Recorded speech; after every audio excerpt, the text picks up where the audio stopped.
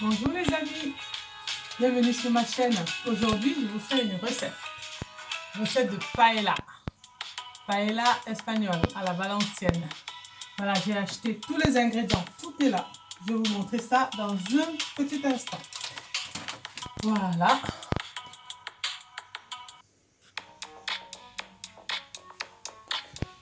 Alors là, c'est du porc, là, c'est du poulet, là, c'est du lapin. Là, c'est du calamar. Là, c'est les moules. Là, c'est le mélange de fruits de mer. Là, c'est les crevettes. Là, les gambas.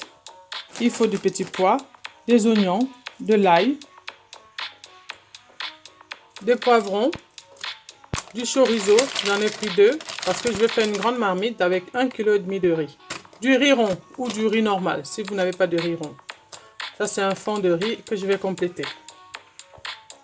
Il faut bien sûr les épices pour la paella. J'en ai pris 2 parce que je vais faire une grande marmite. Il faut un peu de tomate concentrée. Il faut du citron pour décorer le plat à la fin. Il faut un brin de romarin, comme ceci, le romarin. Ça sent très bon. Il faut du paprika pour donner de la couleur en plus de la tomate. Il faut du sel et du poivre. Et puis il faut 2 ou 3 tomates allongées. Moi, je préfère les tomates allongées parce que c'est un peu plus ferme et ça a plus de goût. Donc voilà, la recette arrive petit à petit. Prenez des notes et donnez-moi votre avis en commentaire. Dites-moi ce que vous en pensez. Voilà. Voilà mon outfit du jour pour faire ma paella. C'est ça, ma petite robe marinière avec mon petit bracelet, mes petits bijoux comme d'habitude, mes perles comme d'habitude. Et puis en bas, j'ai mis des Vans que j'ai shippé à ma fille aînée. Voilà, c'est très stylé et très confortable. Donc voilà, c'est parti pour la recette. Voilà, on continue la préparation de notre paella. On va d'abord nettoyer la viande, c'est-à-dire le poulet. Moi, j'ai choisi le poulet jaune, le haut de cuisse. On peut aussi prendre un poulet entier et le découper. Hein. Voilà. Et puis, j'ai pris aussi des côtes de porc. Voilà. Et ça. J'ai pris aussi du lapin. Voilà, du lapin. Comme ça. Donc, que de la viande blanche. Moi, j'adore la viande blanche. Donc, on lave tout ça avec un peu de vinaigre et de sel pour désinfecter. On trempe comme ceci. Et on laisse reposer quelques minutes, peut-être une demi-heure, le temps que ça imbibe bien et que ça puisse se désinfecter éventuellement.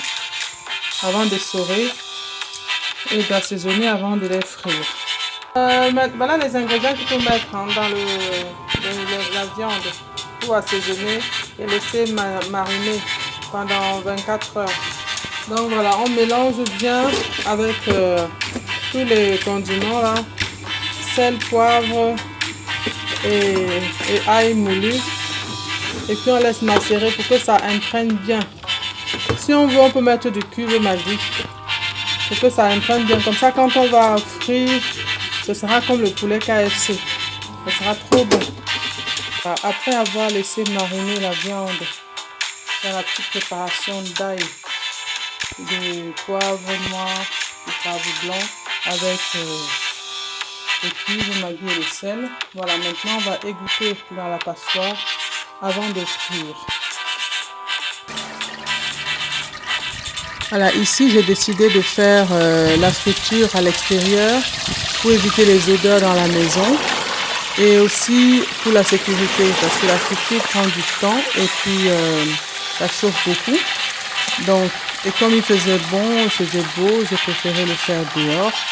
Attention aux éclaboussures de l'huile chaude, ça peut faire très mal. Donc là, j'ai disposé ma bouteille de gaz dehors. J'ai entouré autour du petit réchaud avec des plaques pour éviter des éventuelles éclaboussures. Donc là, vous voyez comment ça dort bien. Hein. Et puis, j'ai fait ma petite gamelle que j'avais achetée à la brocante. Donc là, c'est très pratique pour les fritures. Moi, j'ai pas de friteuse parce que je fais très rarement de friture. Donc du coup, cette petite marmite en fonte m'aide beaucoup. Voilà, et vous avez vu, j'ai mis la cendre en dessous pour protéger. Et je préfère aussi utiliser cette pince qui permet de tenir le morceau de viande plus aisément. Ça évite que ça glisse et pas besoin de pic. Parce que les pics c'est bien mais ça glisse à chaque fois ça tombe.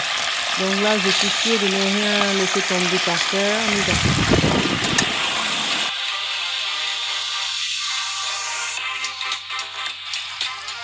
Voilà, il faut aussi prévoir de passer les gambas à la friteuse.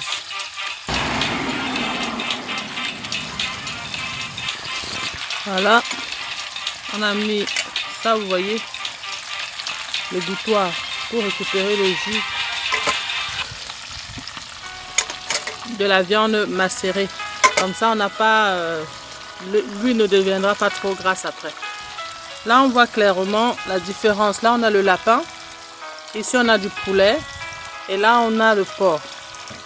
Les chines de porc ou les côtes de porc. Voilà, là, il reste encore les côtes de porc. Là, on a encore un peu dans la marmite qui frémit. Et ici, on a les crevettes. Je veux dire les gambas. Qui attendent leur tour impatiemment. Entre-temps, j'ai émincé les oignons. Pas moi, mais mon chéri m'a aidé parce que à l'heure qu'il est, il faut avancer. Même chose pour les poivrons, bien émincés, vert ou jaune, aux couleurs du Cameroun. La tomate également est bien prédécoupée. Le fait de fermer comme ça permet aussi à la viande de continuer à cuire à l'intérieur, ce qui n'est pas une mauvaise chose. Donc on finit avec les côtes de porc.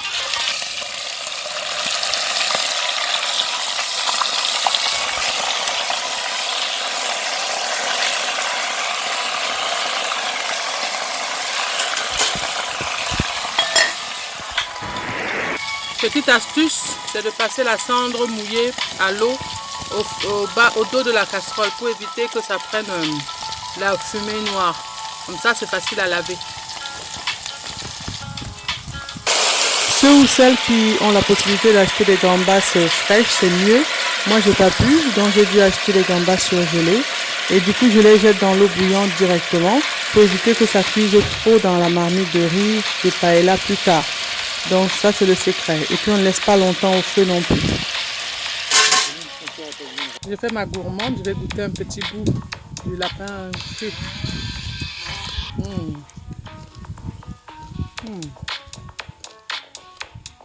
Trop bon.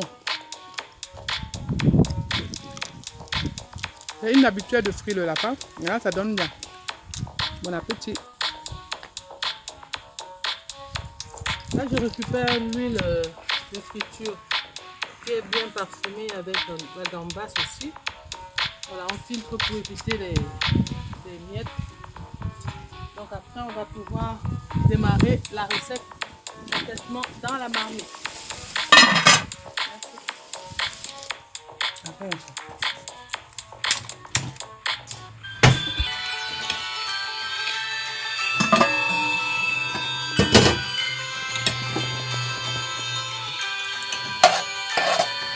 Voilà, on va faire mijoter les oignons, pour les faire ramollir, faire cuire avant de rajouter les autres ingrédients au fur et à mesure. Je rappelle qu'on est toujours sur la recette de la paella valenciana de Espagne. Pas qu'il m'aide. Filme que moi, le dessus, comme ça. C'est bon? Oui. Voilà, une fois que l'oignon a bien pris, bien fondu, bien confit, on va réserver avec les gambas avant d'introduire le riz dans la marmite. Tu peux couper. Voilà, là on va réserver les oignons avec la gambasse. Voilà, maintenant on va incorporer le riz rond. J'ai pris 1 kg de riz plus un demi-kilo de riz normal. Donc riz rond 1 kg, demi-kilo de riz normal.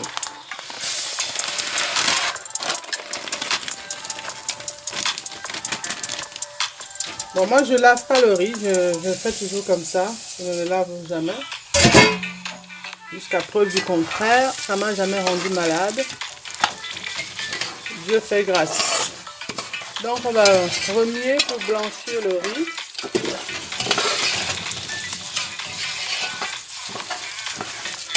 Voilà, jusqu'à ce que le riz commence à crépiter, qu'on sente qu'il est sec.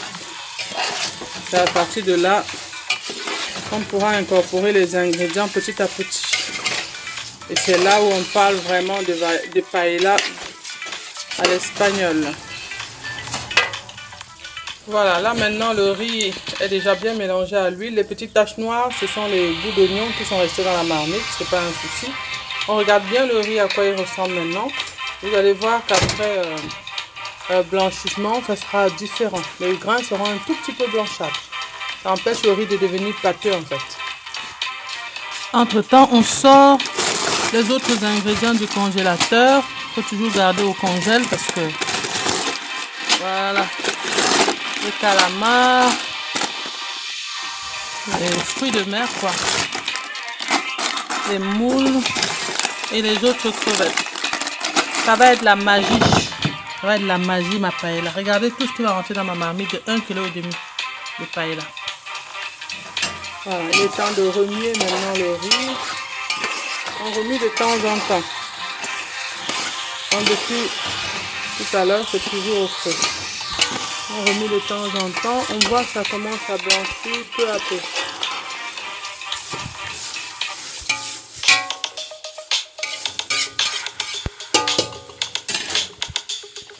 Entre temps, le chorizo est préparé, donc il est découpé en petits dés, comme ceci, en attendant.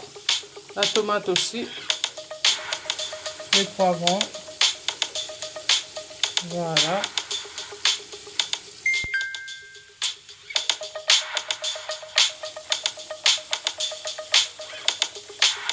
Voilà, maintenant on va mettre de côté tous les ingrédients dans les crevettes nordiques, dans les crevettes fraîches du coup, avec le mélange de fruits de mer, cocktail de fruits de mer.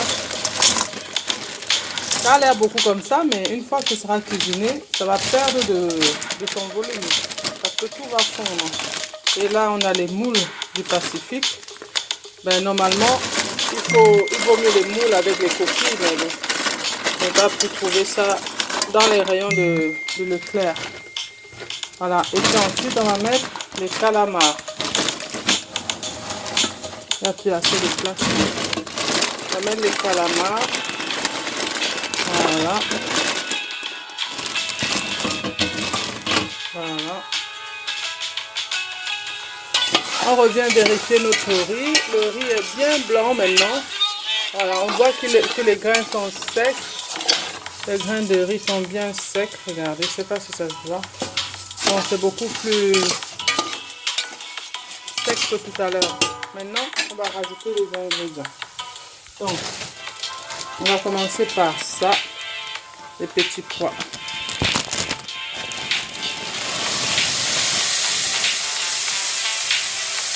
Pas besoin de rajouter l'eau parce que comme j'utilise du surgelé, ça va rendre de l'eau.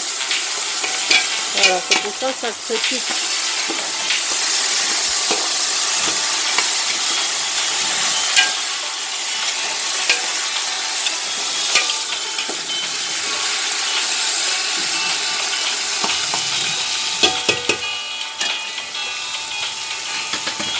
Maintenant, on rajoute la tomate.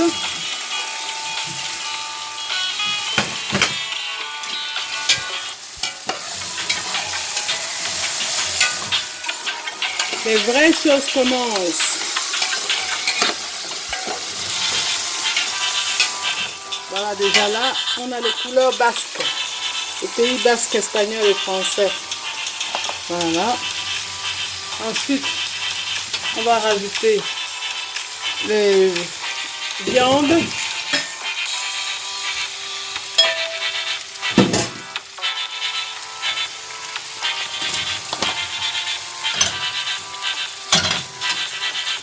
Vu qu'on est sur 1,5 kg de riz, je vais mettre 2 sachets de paella, d'épices de paella valencienne.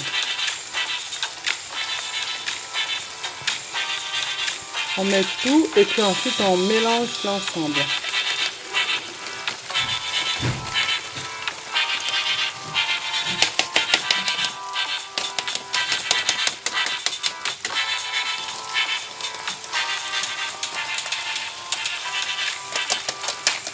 On est toujours sur un feu fort. Voilà. Ça sent déjà bon. Voilà. On mélange comme ça. Et puis on peut rajouter maintenant les fruits de mer. Wow, l'armée de fruits de mer.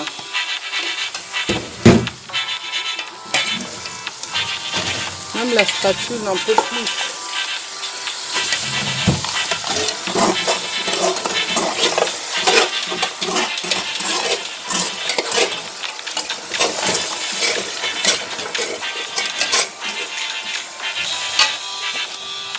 On mélange, ça devient physique, hein. Ça devient très physique. Voilà.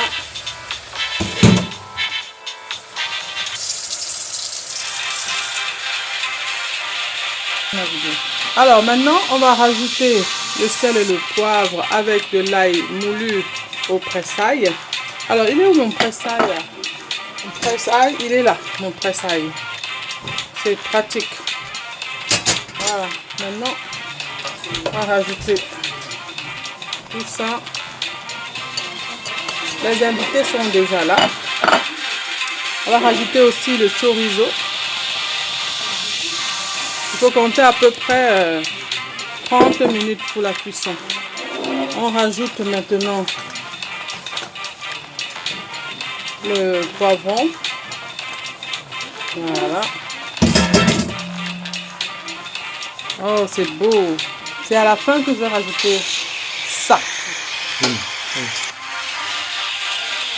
Alors, le mélange n'est pas facile parce que la marmite est bien pleine. Je mélange tout ça avant de mettre de l'eau et le porter à cuisson. On sent comme ça frémit. Admirez-moi les belles couleurs là. Oh là là. Je vais les laisser parler parce qu'elles sont petites. Ouais.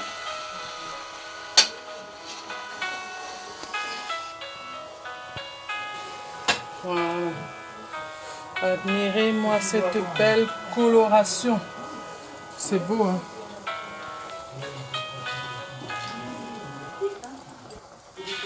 Maintenant, on va mettre le paprika.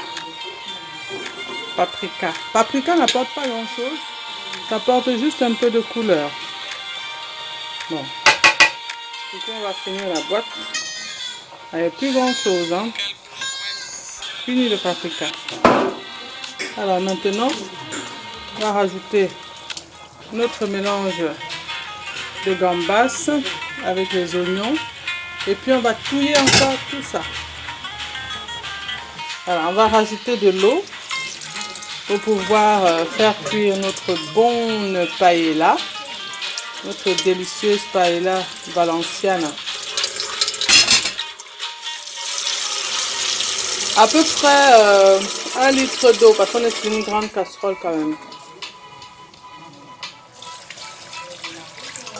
Voilà, quitte à rajouter de l'eau au fur et à mesure. Vous voyez que déjà là, c'est presque plein. Dans le temps que le riz cuise, ma marmite va exploser.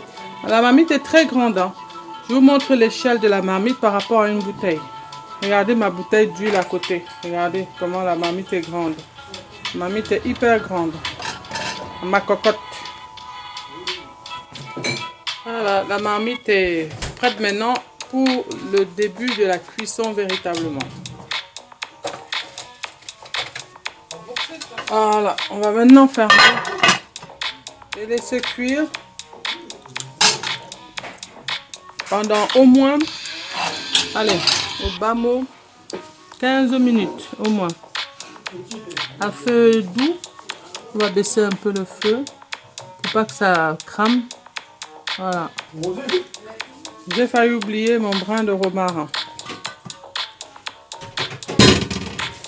On va mettre dedans. On va enfoncer comme ça. Voilà. Ça parfume bien. Le citron, ce sera à la fin pour la déco.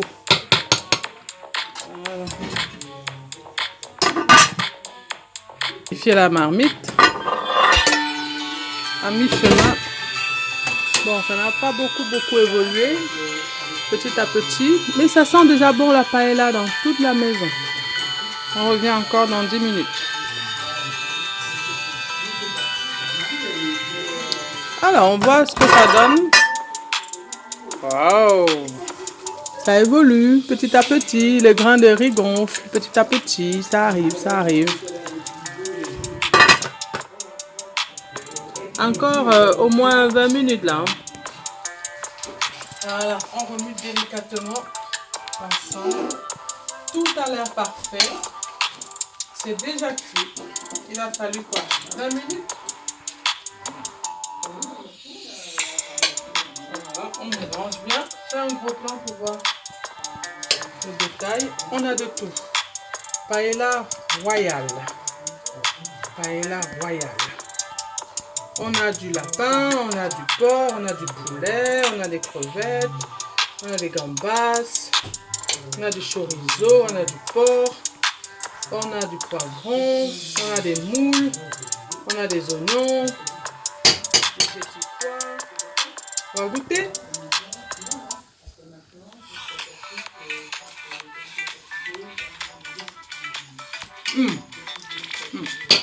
Ça n'a pas de nom. Vivant. Maintenant, on va passer à table. Le service, on va faire la mise en place, la présentation. Voilà ma paella obstaclée, plein d'obstacles. Oh là là là là, c'est trop beau, c'est trop beau. Et mon assiette est juste là, prête à être dévorée. Regardez-moi comme elle est belle, mon assiette.